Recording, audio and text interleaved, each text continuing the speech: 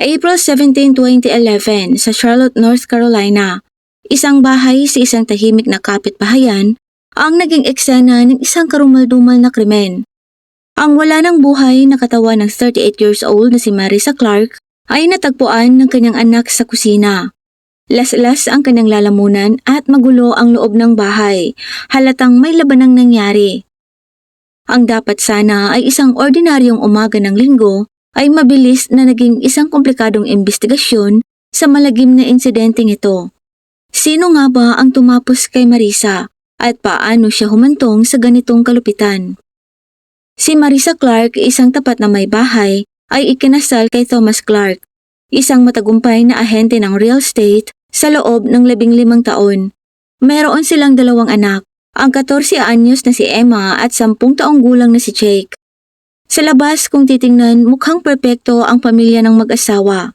Gayunpaman sa likod ng mga saradong pinto, si Marisa ay may itinatagong sikreto na kalaunan ay hahantong sa kanyang malagim na katapusan. Sa pagitan ng January 2010 at June 2010, nagsimulang magbago ang buhay ni Marisa sa mga paraan na kahit siya ay hindi lubos na nauunawaan.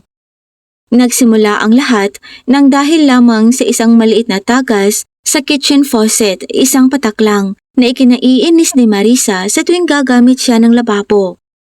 Si Thomas, ang kanyang asawa, ay palaging abala sa kanyang trabaho sa real estate at walang oras upang ayusin ito, kaya nagpasya si Marisa na tumawag ng tubero. January 5, 2010, dumating si Ryan Hayes sa tahanan ng mga Clark bandang 10:00 ng umaga. Siya ay isang lalaking nasa early 40s, matangkad, rugged at may kamay na kitang-kita ang karanasan ng maraming taong pagsusumikap. Hindi sila magkakilala, noon lang din sila nagkita ni Marisa. Ngunit may kung ano kay Ryan na nagustuhan ni Marisa. Tahimik lang ito kung magtrabaho, hindi masyadong kumikibo pero tumutugon naman sa mga tanong sa kanya ni Marisa. Nagustuhan ni Marisa ang kalmadong kilos ni Ryan, kabaliktaran sa kanyang parang natataranta kung kumilos. Agad ding umalis si Ryan matapos ang kanyang trabaho, pero hindi mapigilan ni Marisa ang kakaibang pakiramdam. Sa mga sumunod na araw, hindi mawala sa isip ni Marisa ang tuberong si Ryan. Nagtataka din si Marisa kung ano ang meron sa tubero na nag-iwan sa kanya ng malalim na impresyon. Nagpatuloy ang mga araw, ngunit napansin ni Marisa na parang umaasa na siya na sana'y muli silang magkita ng tuberong si Ryan. Kaya nang magsimulang magbara ang lababo sa banyo, noong unang bahagi ng February, hindi nagdalawang isip si Marisa na tawagan muli ang naturang tubero. February 12, 2010, dumating si Ryan sa tahanan ng mga Clark mga 9:30 ng umaga at naramdaman ni Marisa ang hindi maipaliwanag na pagkasabik na makita ito. Habang nagtatrabaho si Ryan, mas lumalim ang kanilang pag-uusap ni Marisa kaysa nung una. Pinag-usapan nila ang kanilang buhay, ang kanilang mga pangarap at ang mga bagay na nagpabuo sa kanila kung sino sila. Natagpuan ni Marisa ang kanyang sarili na tumatawa nang higit pa kaysa sa mga nakaraang taon at napansin niya na mas matagal na kung makatitig sa kanya ang mga mata ni Ryan. Pagkaalis ni Ryan noong araw na yon, nakaramdam ng kilig si Marisa na matagal na niyang hindi naramdaman. Alam niyang mali ito ngunit hindi niya mapigilan. Matagal na silang kasal ni Thomas at napaka-predictable na nito para sa kanya. Mabuting tao naman ang kanyang asawa at isang mabuting ama. Ngunit para sa kanya ang kanilang relasyon ay nawalan na ng kilig di gaya nung mga unang taon ng kanilang pagsasama. Pero kay Ryan iba ang nararamdaman ni Marisa. Kinikilig siya sa nasabing tubero at hindi siya sigurado kung may lakas ba siya para umiwas at lumayo sa tentasyong ito. Sa mga sumunod na linggo, hindi na talaga mawala sa isip ni Marisa si Ryan. Nagsimula siyang gumawa ng mga dahilan para muli itong makita. Naghahanap siya ng maliliit na issue sa paligid ng bahay na kailangan ayusin, kahit na ang nasabing sira ay hindi naman talaga nangangailangan ng tubero. March 2, 2010, tinawagan ni Marisa si Ryan upang ayusin ang problema sa presyon ng tubig sa shower. Pagdating ni Ryan mga 10:15 ng umaga, ramdam na ramdam ang tensyon sa pagitan nila. Alam nilang dalawa na may kung anong kakaibang damdamin silang nararamdaman sa isa't isa. Pero walang nagsalita sa kanila. Sa halip ay nagkunwaring parang wala lang at nagpatuloy sa pagkukwentuhan habang nagtatrabaho si Ryan. Sa pagtatapos ng Marso, hindi na maitatanggi pa ni Marisa sa kanyang sarili ang kanyang nararamdaman. March 25, 2010, pinapunta niya si Ryan sa ilalim ng pagkukunwari na ipapaayos niya ang tumutulong tubig sa ilalim ng lababo ng kusina. Pagdating ni Ryan mga 9:00 ng umaga, kumakabog na ng husto ang dibdib ni Marisa dahil sa pananapik. Saglit silang nag-usap pero sa pagkakataong ito, iba na ang usapan. At hindi nagtagal sa kanilang pag-uusap, wala sa isip na sumandal si Marisa kay Ryan at hinalikan ito. Nadala na rin si Ryan, hindi na rin napigilan ang kanyang sarili. Dahil sa dalawa lang sila sa loob ng bahay sa mga oras na yon, malayang nagtalik ang dalawa ng maraming beses sa loob ng mahabang oras. At alam ni Marisa na mula sa sandaling yon, magtutuloy-tuloy na ang pagkakasala niya sa kanyang asawang si Thomas. Mula ng araw na yon, nagsimula silang magkita ni Ryan ng palihim. Laging maingat na itinatago ang kanilang relasyon. Pumupunta si Ryan sa bahay ng mga Clark sa araw habang nasa trabaho ang asawa ni Marisa at nasa paaralan naman ang mga anak nito.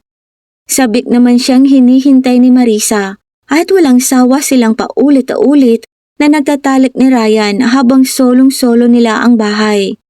Dahil dito, mas lalong lumalalim ang kanilang relasyon sa bawat pagkikita nilang dalawa. Nagsimula rin silang magkita sa mga motel sa paligid ng lungsod, mga lugar kung saan alam nilang hindi sila makikilala. Naging regular na pangyayari ang mga pagkikita nito para sa pagkikipagtalik. Palaging nakaplano ng may masusing pag-iingat upang maiwasan ang anumang hinala. Palagi nang gumagawa ng dahilan si Marisa para umalis ng bahay. Sasabihin lang sa kanyang asawa na mayroon lang siyang gagawin o kaya ay makikipagkita sa kanyang mga kaibigan sa labas. Naging dalubhasa na si Marisa sa pagsisinungaling sa pagtatago ng kanilang relasyon ng tubero. Alam naman ni Marisa na ang kanyang ginagawa ay maaaring makasira sa kanilang pamilya at malamang na di magtatagal ay malalaman din ito ng kanyang asawa. Pero hindi niya kayang itigil ang relasyon nila ni Ryan. Habang lumilipas ang mga buwan, mas lalo siyang nalulung sa tubero. Pakiramdam niya ay buhay na buhay siya sa piling ni Ryan. Isang pakiramdam na parang ilang taon na niyang hindi naramdaman, kaya't hindi pa siya handang isuko ang sexual na relasyon nila ni Ryan. Lulong na lulong siya sa excitements na dala nito sa kanya. Nanatili namang walang nakakaalam sa kanyang sekreto sa loob ng ilang buwan. Ngunit ang pilit na pamumuhay ng dobleng buhay ay nagsimulang magdulot ng pinsala kay Marisa. Naging malayo na siya kay Thomas, gumugugol ng mas maraming oras na malayo sa bahay. At kapag nasa bahay naman siya, madalas siyang abala sa kakaisip kay Ryan. Napansin ni Thomas ang mga pagbabago sa pag-uugali ni Marisa, ngunit hindi niya ito pinilit para sa mga sagot. Sa pag-aakalang may pinagdadaanan lang na yugto ang kanyang asawa. October 2010, ang dating kapanapanapik na pag-iibigan ni Marisa at Ryan ay nagsimulang umikot. Nagsimula ito isang araw nang may nakuhang sulat si Marisa mula sa kung sino man na nakalagay sa kanilang mailbox. Maikli lang ang sulat. Ang nakalagay ay itigil mo na ito kundi magbabayad ka. Hindi makapaniwala si Marisa sa nabasa. Kinabahan siya at mabilis na itinapon ang nasabing sulat. Hindi siya nagpadala sa takot, ngunit habang lumilipas ang mga araw, sa loob ng 2 linggo patuloy na dumarating ang mga sulat at mas tumitindi ang mga pagbabanta. Nagsimulang hindi mapakali si Marisa. Natatakot siya kahit sa maliliit na ingay sa labas ng bahay. Pakiramdam niya na papraning na siya. November 2010, patuloy pa rin nabubuhay sa estado ng pagkabalisa si Marisa. Naging matatakotin na siya at halos hindi na rin makatulog sa gabi. Magdamag lang siyang nakatitig sa kisame. Iniisip kung sino ang maaaring nakaalam ng kanyang pakikipagrelasyon kay Ryan at kung bakit siya pinahihirapan ng mga ito. Naisipan niyang sabihin kay Ryan ang nangyayari, ngunit ayaw niyang idamay ito sa kanyang takot. Ayaw niyang isipin itong mahina siya. kaya't itinago niya na lang ang mga sulat sa isang kahon ng sapatos at inilagay sa likod ng aparator. Umaasa na kung hindi niya papansinin ang mga ito, titigil lang din ito sa kalaunan. Pero hindi tumigil ang pagdating ng mga sulat. December 2010, araw-araw na siyang nakakakuha ng mga sulat pagbabanta. At sa tuwing nakakakuha siya ng mga sulat pagbabanta na ito, hindi niya mapigilan ang matinding takot at panginginig ng kamay habang binabasa niya ang sulat. Pakiramdam ni Marisa ay nakakulong na siya. Wala siyang mapagsabihan ng kanyang problema. Natatakot naman siyang sabihin ito kay Thomas dahil nangangahulugan ito ng pagbubunyag niya sa kanyang pagtataksil sa asawa. Natatakot din siyang pumunta sa pulisya. Nag-aalala na pagka ginawa niya ito, mas lalong malalaman ng lahat ang kanyang sikreto. Pagdating ng January 2011, hindi na talaga maganda ang pakiramdam ni Marisa. Ang labis na pagkabalisa dahil sa mga natatanggap niyang sulat pagbabanta, kasama ang pakiramdam ng pagsisisi dahil sa pagtataksil niya sa kanyang asawa ay nagsimulang magdulot ng pinsala sa kanyang kalusukan. Pumayat si Marisa, namutla ang kanyang mukha at nagkaroon ng dark circles sa ilalim ng kanyang mga mata dahil sa kawalan ng tulog. Lalo din siyang lumayo sa kanyang pamilya. Madalas na nagkukulong sa banyo para umiyak. Nanginginig ang katawan sa takot habang tahimik na humihikbi. Mas lalong napansin ni Thomas ang pagbabago ni Marisa. Ngunit palagi nitong sinasabi sa kanya na huwag mag-alala. Idinadahilang pagod lang umano siya sa bahay. Pero hindi pa rin kumbinsido si Thomas. Pagsapit ng February 2011, lalong naghinala si Thomas sa ikinikilos ng kanyang asawa. Napansin niya ang hindi maipaliwanag ng mga charges sa kanilang mga credit card statements. Mga room sa hotel, pagkain sa mga restaurants, lahat ay sa mga oras na sinabi sa kanya ni Marisa na nasa labas ito kasama ang mga kaibigan. Kaya hindi talaga maiwasan ni Thomas na isiping may mali. February 8, 2011, gumawa si Thomas ng desisyon na magbabago sa lahat. Kumuha siya ng private investigator para pasubaybayan ang kanyang asawa. Mabilis na kumilos ang investigador at sa loob ng 2 linggo nakuha na niya ang lahat ng ebidensyang kailangan ni Thomas para kumpirmahin ang kanyang pinakamasamang hinala. Binigyan siya ng investigador ng mga larawan ni Marisa at Ryan na magkasama, mga detalyadong ulat ng kanilang mga pagkikita sa mga motel at maging ang mga talaan ng mga tawag sa telepono at mga text messages sa pagitan ng dalawa. February 26, 2011, nakaupo si Thomas sa kanyang sasakyan na nakaparada ilang bloke lamang ang layo mula sa kanilang tahanan at binuklat ang mga litrato. Ang bawat imahe ay parang kutsilyong tumutusok sa kanyang puso. Nasa larawan ang kanyang asawang minahal niya sa loob ng 15 taon. Nakangiti, tumatawa at nakikipaghalikan sa ibang lalaki. Mga malalaswang larawan ng kanyang asawa kasama ang iba. Gamit pa ang perang pinaghirapan niya para sa kanilang pamilya. Nakaramdam si Thomas ng galit na namumuo sa loob niya. Isang matinding galit na pakiramdam niya ay sasabog na siya. Pero hindi niya magawang kumprontahin ang kanyang asawa. March 12, 2011, hindi na nakapagpigil pa si Thomas. Hinintay niyang makalabas ng bahay ang mga bata, saka hinarap si Marisa. Bandang 10:00 ng umaga nang ilatag ni Thomas ang mga ebidensya sa harap ni Marisa. Mga larawan, resibo at lahat. Namutla ang mukha ni Marisa nang mapagtanto niyang malalaswang larawan nila ni Ryan ang nakalatag sa kanyang harapan. Nung una, sinubukan niyang itanggi ang lahat. Utal-utal na gumagawa ng kasinungalingan upang ipaliwanag ang nakalatag na ebidensya. Pero alam niyang walang silbi ang kanyang pagsisinungaling dahil alam na ng kanyang asawa ang lahat. Agad na umiyak si Marisa, humihingi ng tawad sa kanyang asawa at nangakong tatapusin niya kaagad ang pakikipagrelasyon niya kay Ryan. Nagagawin niya ang lahat para maisalba ang kanilang pagsasama. Pero labis na nawasak si Thomas. Naging malamig ang pagmamahal nito kay Marisa. Pinaghalong pagtataksil, galit at matinding sakit ang nararamdaman ni Thomas. Sinabi niya kay Marisa na putulin nito ang lahat ng ugnayan kay Ryan na hindi na siya muling makikipagkita dito. at natumutok siya sa pag-aayos ng mga nasira na ginawa niya sa kanilang pamilya. Makalipas ang 3 araw, March 15, 2011, tinawagan ni Marisa si Ryan. 9:45 ng umaga nang i-dial niya ang numero nito. Nanginginig ang mga kamay ni Marisa. Agad din namang sinagot ni Ryan ang tawag, pero hindi kaagad nakaimik si Marisa. Nang sa wakas ay nagsalita na siya, halos bulong lang ang kanyang boses, habang sinasabi kay Ryan na tapos na ang lahat sa kanila. Nabigla si Ryan, sinusubukang kumbinsihin si Marisa na maaari pa rin silang magkasama, na dapat nitong iwan si Thomas at magsimula ng bagong buhay kasama niya. Pero desidido si Marisa, sinabi niya kay Ryan na kailangan niyang manatili para sa kapakanan ng kanyang mga anak at hindi niya kayang tuluyang sirain ang kanyang pamilya. Nag-iba ang tono ni Ryan mula sa pagiging bigo, naging galit na ang tono nito.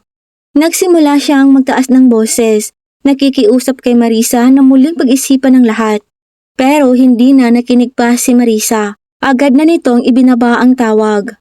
Ngunit mabigat ang kalooban ni Marisa dahil alam niyang may nawala sa kanya na hindi na niya muling maibabalik pa.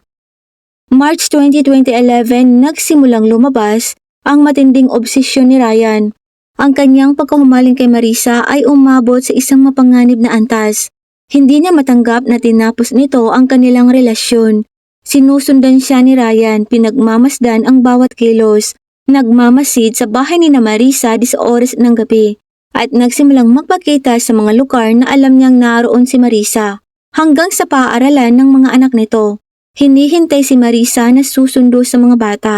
Pinagmamasdan nito sa malayo, titig na titig sa kotse ni Marisa. Nung araw na yon, nung makita ni Marisa si Ryan sa paaralan ng kanyang mga anak, alam niyang may kailangan na siyang gawin.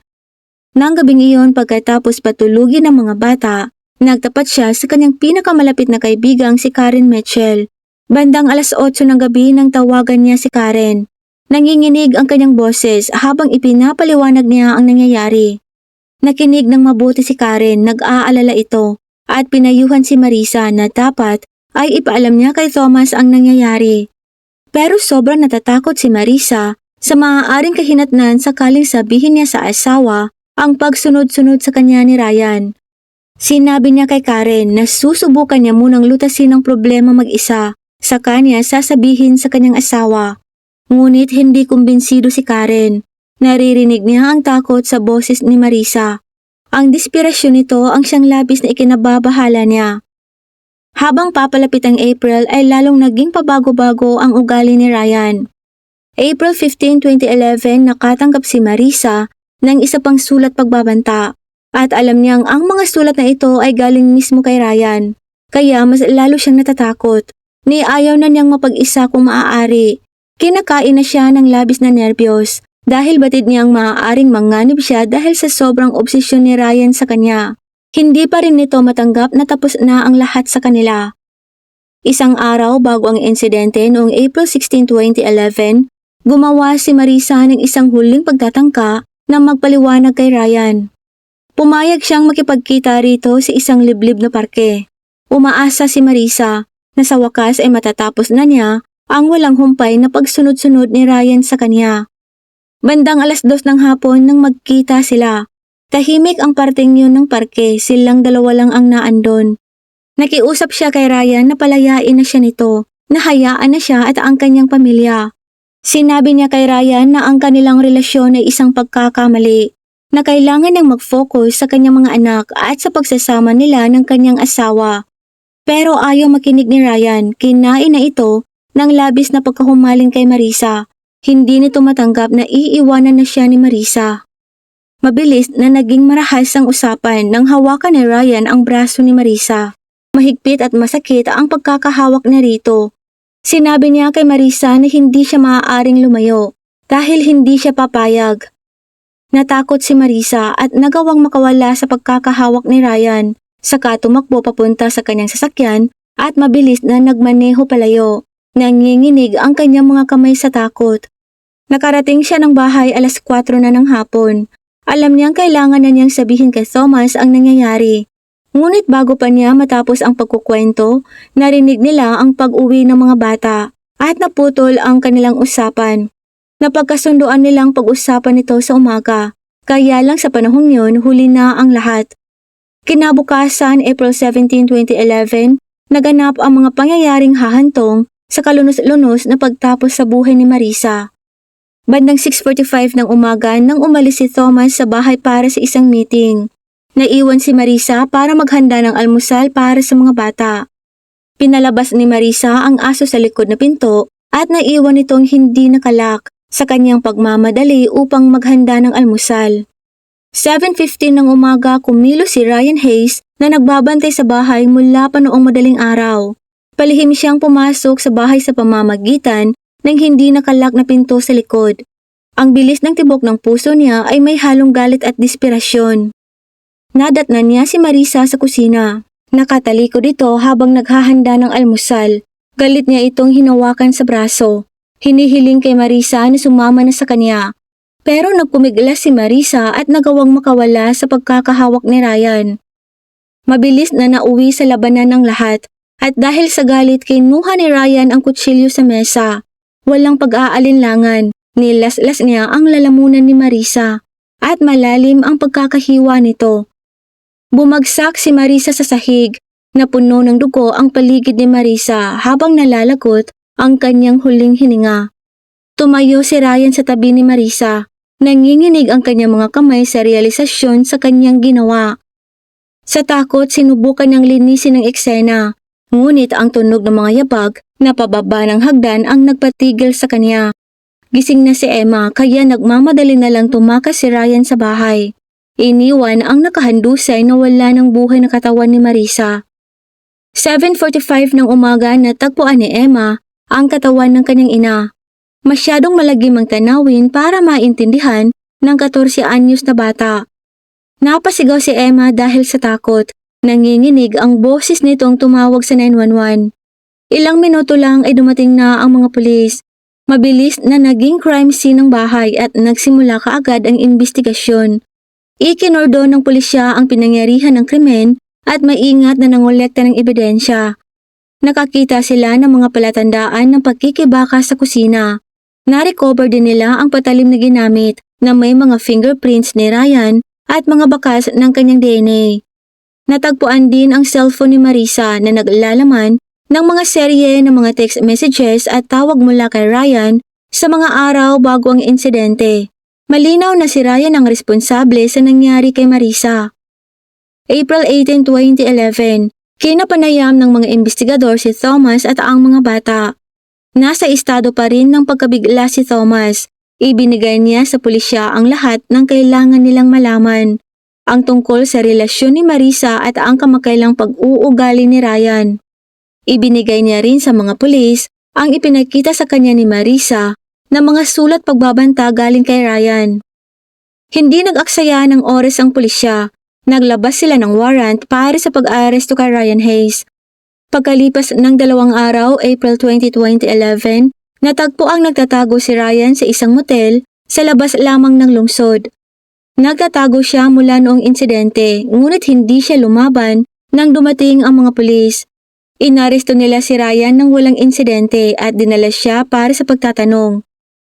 Sa panahon ng interogasyon, una nang itinanggi ni Ryan ang anumang pagkakasangkot sa pagtapos kay Marisa. Ngunit ang ebidensya ay masyadong malakas. Nahaharap sa napakaraming ebidensya laban sa kanya, sa kalaunan ay umamin si Ryan. Sinabing nagawa niya lang yun dahil sa labis na pagnanasa, na hindi niya sinasadyang mapatay si Marisa. Inamin niya rin na siya ang nagpadala ng mga sulat pagbabanta. Ginawa niya lang umano ito para tuluyan ng iwan ni Marisa ang kanyang asawa. April 25, 2011, formal na kinasuhan si Ryan Hayes ng unang antas ng pagtapos ng tao. Napakalakas ng kaso laban sa kanya. Ang kanyang pag-amin, ang mga ebidensya ng DNA at ang mga pagbabantang sulat, lahat ng ito ay tumuturo sa isang pinagplanuhang krimen na pinalakas ng pagkahumaling. Nagsimula ang paglilitis noong June 10, 2011. Ang silid ng hukuman ay napuno ng mga taong sibik na makitang maibigay ang hustisya. Ang prosekusyon ay nagharap ng isang mabigat na kaso. Itinatampok ang obsessive na ugali ni Ryan at ang malamig na kalkuladong katangian ng pagtapos nito kay Marisa. Nagpatotoo si Thomas, matigas ang kanyang boses habang nagkukwento ng mga pangyayari na humantong sa pagtapos kay Marisa. Tumayo din si Karen Mitchell, nagbigay ng mahahalagang detalye tungkol sa takot ni Marisa at sa tumitinding pagbabanta ni Ryan. Ilang oras lamang ang deliberasyon ng hurado bago bumalik dala ang hatol. July 2, 2011, si Ryan Hayes ay napatunayang nagkasala ng first-degree murder at hinatulan ng hukom ng habang-buhay na pagkakakulong ng walang posibilidad ng parol. Pagtitiyak na hindi siya magiging malaya para makapanakit pa ng ibang tao. Nang matapos ang paglilitis, ang pamilyang Clark ay naiwang durog at wasak dahil sa pagkawala ni Marisa. Isang malagim na pangyayaring nag-iiwan sa kanila ng malalim na sugat na aabutin pa ng maraming taon bago maghilom. Sa kabutihang palad ay naibigay ang hustisya at pagbabayaran ng tuberong si Ryan ang kanyang krimen sa natitirang bahagi ng kanyang buhay. Ano po ang tingin niyo sa kasong ito? Ibahagi niyo po ang inyong mga saloobin sa comment section sa ibaba. Ito lang po para sa araw na to. Huwag pong kalimutang mag-like at mag-subscribe kung hindi niyo pa po nagagawa. At pakipindot na rin po ng notification bell para ma-notify po kayo sa mga susunod pang kaso at sa muli, maraming salamat po sa panonood. Mag-ingat po tayong lahat.